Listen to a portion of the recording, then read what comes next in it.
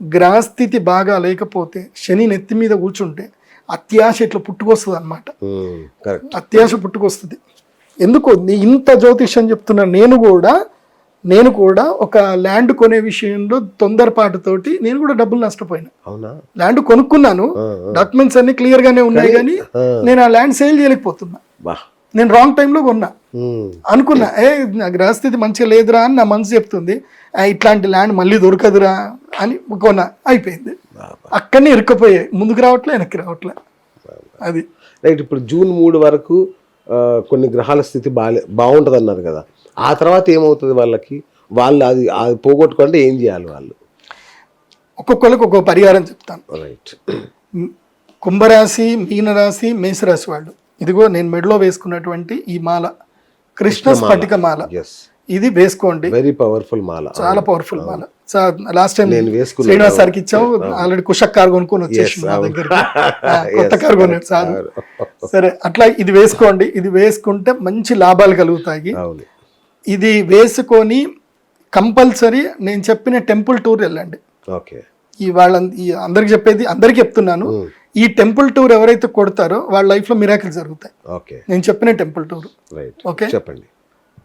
First Tirupati వెళ్ళండి, తిరుపతి వెంకటేశ్వర స్వామి దగ్గరికి వెళ్ళండి. తర్వాత అక్కడ నుంచి డైరెక్ట్గా ఎక్కడికి వెళ్ళండి అంటే చిదంబరంకి వెళ్ళండి. ఆకాశలింగం చిదంబరంకి వెళ్ళండి. చిదంబరం వెళ్ళిన తర్వాత చిదంబరం నుంచి మళ్ళీ ఎక్కడికి రావాలి, లేదంటే ఇక్కడ నుంచి చెప్తా, పృథ్వీలింగం నుంచి చెప్తా. పృథ్వీలింగం వచ్చేసి ఏకాంబరనాథ స్వామి పృథ్వీలింగం, జలలింగం జంబుకేశ్వర స్వామి, అగ్నిలింగం అరుణాచల స్వామి, వాయులింగము శ్రీకాళహస్తి, తర్వాత ఆకాశలింగం చిదంబరం. సో చిదంబరము, శ్రీకాళహస్తి, అరుణాచలము, జంబుకేశ్వరము, ఏకాంబరనాథ స్వామి, కంచి కామాక్షి అమ్మవారు దర్శనం చేసుకొని ఇంటికి వచ్చేయండి. తిరుపతికి వెళ్ళొద్దా ఇంకా? అంటే ఫస్ట్ తిరుపతి స్టార్ట్ చేయండి, ఫస్ట్ తిరుపతి, లేదంటే లాస్ట్కి తిరుపతి అయినా పోండి. లాస్ట్కి తిరుపతి అయితే ఈజీగా వెళ్ళిపోతారు. కాకపోతే ఇదేంటంటే కొంచెం కాళహస్తి నుంచి మనకి అక్కడికి ఇక్కడ చాలా దూరం అవుతుంది, కాళహస్తికి చిదంబరంకి. సో కానీ ఆ ప్యాటర్న్ లోనే రావాలి. అయితే పృథ్వీలింగం నుంచి అయినా స్టార్ట్ చేయాలి, లేదా ఆకాశలింగం నుంచి అయినా స్టార్ట్ చేయాలి, ఎక్కడి నుంచి అయినా స్టార్ట్ చేయాలి. సో మిడిల్లో అరుణాచలం ఏదైతే వెళ్తారో అరుణాచలం దర్శనం చేసుకోండి. గిరి ప్రదక్షిణ ఇప్పుడు అక్కడ నేను చూస్తున్నా చాలా రష్ ఎక్కువైపోయింది. ఒకవేళ మీరు చేయలేకపోయినా పర్వాలేదు, కానీ అరుణాచల దర్శనం అయితే చేసుకోండి. స్వామి దగ్గరనే కూర్చొని 15 నిమిషాలు ధ్యానం చేసుకోండి, చేయగలిగితే గిరి ప్రదక్షిణ చేయండి.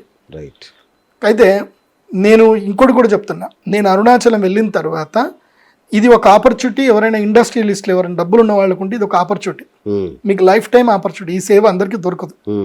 అరుణాచలంలో ఆ 16 కిలోమీటర్ల రేంజ్ ఏదైతే ఉందో చుట్టూరుగా, అక్కడ ఎవరైనా ఒక క్లాత్ కార్పెట్ కనుక మీరు పరవగలిగితే అది మీకు అద్భుత సేవ అవుతుంది. ఎందుకోసమంటే అక్కడ వెళ్ళే వాళ్ళందరూ కూడా మధ్యాహ్నం పూట నడవలేరు, కాళ్ళు కాలుతున్నాయి. రాత్రి నడిచినా, పొద్దు నడిచినా, ఎప్పుడు నడిచినా ఆ డాంబర్ రోడ్డుకి స్కిన్ అంతా కొట్టుకుపోతుంది, గుచ్చుకుంటున్నాయి. కాబట్టి ఎవరైనా పుణ్యాత్ములు, మీకు భగవంతుడు ఆ సాక్షాత్ అరుణాచలేశ్వరుడు మీ ఇంటికి రావాలి, మిమ్మల్ని అనుగ్రహించాలి, మీకు మీ లైఫ్లో జాక్పాట్ రావాలంటే మాత్రం ఈ పని చేయండి. లేదంటే ఎవరైనా క్లాత్ కార్పెట్కి సంబంధించిన వాళ్ళు ఎవరైనా ఉంటే కనుక, మీరు ఏదైనా వ్యాపారం చేస్తే మా శ్రీచక్ర పీఠానికి ఒక కొటేషన్ పంపించండి. సార్ 16 కిలోమీటర్లకి ఇంత డబ్బులు అవుతాయని కొటేషన్ పంపించండి, నేనైనా చేపిస్తాను. అవునా? సో ఎందుకోసం అంటే అది మంచి ఆపర్చునిటీ నిజంగా. అక్కడ వాళ్ళుగా మీరు ఎండోమెంట్ పట్టించుకోదు. నేను మీకు ఏం చెప్తున్నా అంటే, మీరు అరుణాచలం వెళ్ళండి కానీ హుండీలో డబ్బులు వేయకండి అని చెప్తా. మీరు హుండీలో డబ్బులు వేయకండి, రమణ మహర్షి ఆశ్రమంలో వేయండి, రమణ మహర్షి ఆశ్రమంలో వేయండి. అక్కడ నుంచి నారాయణి అమ్మ దేవస్థానంకి వెళ్ళండి, గోల్డెన్ టెంపుల్ వెళ్ళండి, వెల్లూరు టెంపుల్కి వెళ్ళండి.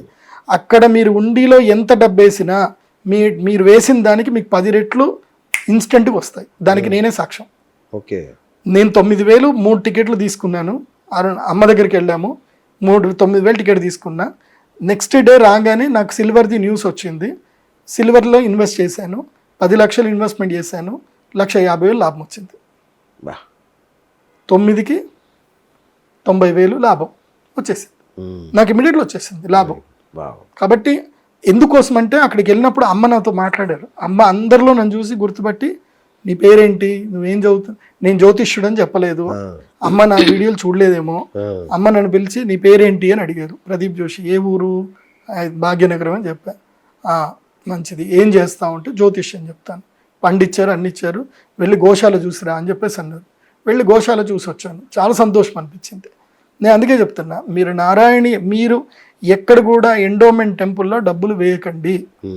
నారాయణి అమ్మ ఆశ్రమంలో డబ్బులు వేయండి. అక్కడ గోసేవ 100% జరుగుతుంది.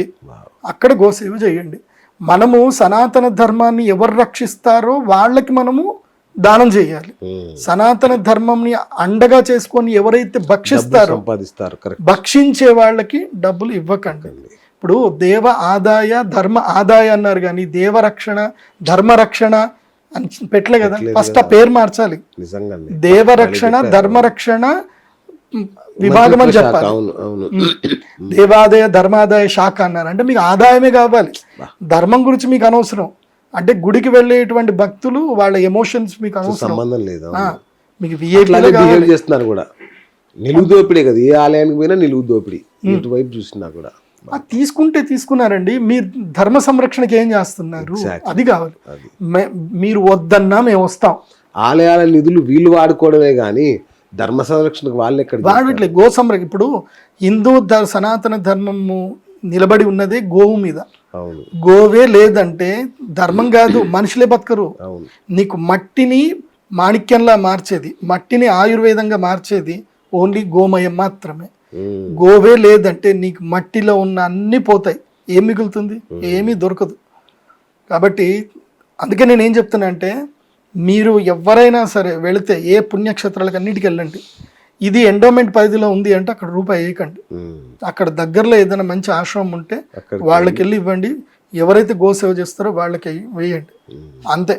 ఇది నా స్వకీయ అభిప్రాయము. తర్వాత మీ ఇష్టము, అది మీ వ్యక్తిగతం. ఎందుకోసం అంటే నేను అందరినీ చూస్తున్నా కాబట్టి చెప్తున్నాను. సనాతన ధర్మ పరిరక్షణ ఇప్పుడు కొంతమంది పెద్ద పెద్ద గురువుల వల్లనే జరుగుతుంది తప్ప పెద్ద పెద్ద సంస్థానాలలో కూడా మంచి వాళ్ళు ఉన్నారు. ఎండోమెంట్ డిపార్ట్మెంట్ లో కూడా మంచి వాళ్ళు ఉన్నారు. వాళ్ళ మాట నెగ్గదు. వాళ్ళని పని చేయనివ్వరు. నువ్వెవడరా మాకు చెప్తున్నావు, కొత్తగా వచ్చినవా నువ్వు, ఏది ఎట్లుందో అట్లా పోనీ వాళ్ళలో కలిపేసుకునే వరకు విశ్రమించరు. అంతే అది అంతే కలుపుకోవాలి. Hi friends, thank you for watching this video. ఈ వీడియో గనుక మీకు నచ్చినట్లయితే దయచేసి లైక్ చేయండి, షేర్ చేయండి. ముఖ్యంగా మా ఛానల్ 24/7 న్యూస్ టీవీని సబ్స్క్రైబ్ చేసుకోండి. ఆ తర్వాత మీ విలువైన అభిప్రాయాల్ని, మార్పులు, చేర్పులు, కావాల్సిన వీడియో ఏమన్నా ఉంటే మన వీడియో కింద కామెంట్ సెక్షన్లో కామెంట్ రూపంలో తెలియజేయండి. నమస్కారం, సాయిదంచిక మాట్లాడుతున్నాను. ప్లీజ్ సబ్స్క్రైబ్, షేర్, లైక్ చేయండి 24/7 టీవీ ఛానల్. హాయ్ నమస్తే, నేను మీ Sonia Akula. Please subscribe to 24/7 news TV. Hi అండి, అందరికీ నమస్తే. నేను Mankota Prasad. Please do subscribe 24/7 news TV. Political, entertainment and infotainment updates కోసం like, share, subscribe 24/7 news TV.